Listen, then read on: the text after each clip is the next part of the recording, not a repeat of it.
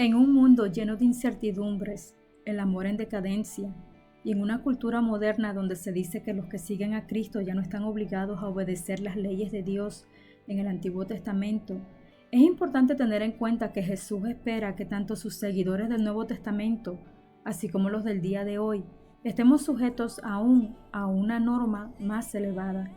La palabra en el Evangelio de Mateo capítulo 5 versículos 17 al 20, Jesús nos dice: no penséis que he venido para abrogar la ley o los profetas.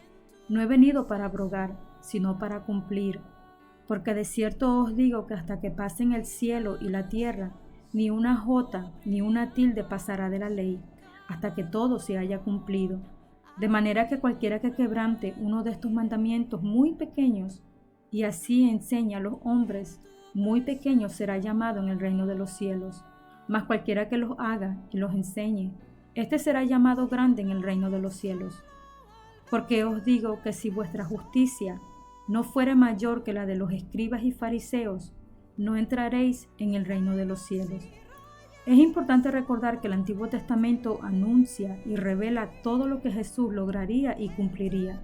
Por lo tanto, la intención es que las verdades y los principios contenidos en su primer pacto se cumplan también en la vida de sus seguidores, según el libro de Romanos capítulo 3 versículo 31, donde el apóstol Pablo nos dice, haciendo la pregunta: ¿luego por la fe invalidamos la ley? En ninguna manera, sino que confirmamos la ley, ya que es la ley de Dios la que expone nuestras ofensas en contra de Él y revela nuestra necesidad de su misericordia y salvación.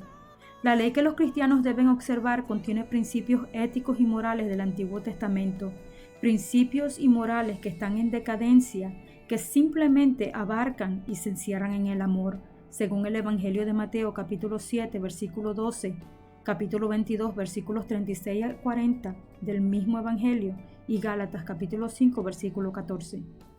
Las leyes que se aplican directamente a la nación de Israel, tales como sacrificios, ceremonias y leyes sociales y civiles, no son obligatorias para los cristianos del Nuevo Testamento, según el libro de Hebreos capítulo 10, versículos 1 al 4, ya que se nos dice ahí que la sangre de los toros y de los machos cabríos no puede quitar los pecados. Solo un ser humano libre de pecado podría pagar nuestro castigo completo, y Jesucristo fue el único que pudo satisfacer ese requisito, según el libro de Hebreos capítulo 10, versículos 12 al 14, donde se nos dice: pero Cristo, habiendo ofrecido una vez para siempre un solo sacrificio por los pecados, se ha sentado a la diestra de Dios, de ahí en adelante esperando hasta que sus enemigos sean puestos por estrados de sus pies. Porque con una sola ofrenda hizo perfectos para siempre a los santificados. La ley no es un sistema de reglas legales por las cuales obtenemos perdón y salvación espiritual, ya que Gálatas capítulo 2 versículo 16 dice que el hombre no es justificado por las obras de la ley, sino por la fe de Jesucristo. Nosotros también hemos creído en Jesucristo para ser justificados por la fe de Cristo y no por las obras de la ley. Por cuanto por las obras de la ley nadie será justificado.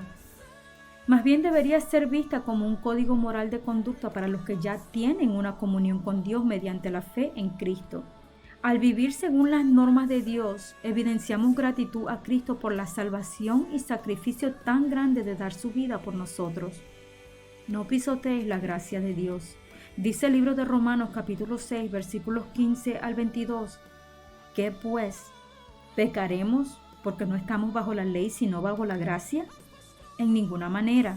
¿No sabéis que si os sometéis a alguien como esclavos para obedecerle, sois esclavos de aquel a quien obedecéis, sea del pecado para muerte o sea de la obediencia para justicia? Pero gracias a Dios, que aunque erais esclavos del pecado, habéis obedecido de corazón aquella forma de doctrina a la cual fuisteis entregados y libertados del pecado.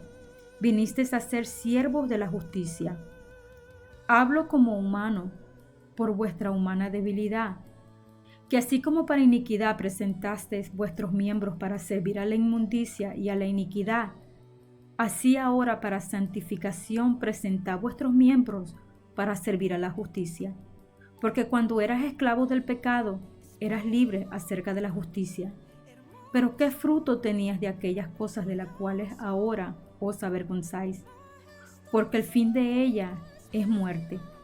Mas ahora que habéis sido libertados del pecado y hechos siervos de Dios, tenéis por vuestro fruto la santificación y como fin la vida eterna.